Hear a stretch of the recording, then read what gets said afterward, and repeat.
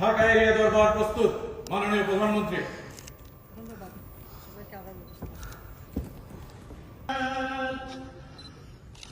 ليبلوكم فيما آتاكم إن ربك سريع। সকলের পক্ষ থেকে আপনাকে আন্তরিক ধন্যবাদ ও কৃতজ্ঞতা জ্ঞাপন করছি। আপনার আগমন আমাদের মাঝে আনন্দ উৎসবের পরিবেশ সৃষ্টি করেছে। আমরা সত্যি আজ আনন্দিত, গর্বিত ও নিজেদের সৌভাগ্যবান মনে করছি।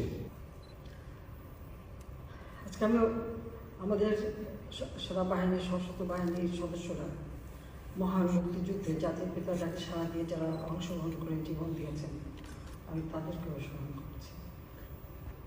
75 15ই আগস্ট আমাদের জাতীয় জীবনের সবচেয়ে কনকময় অধ্যায়।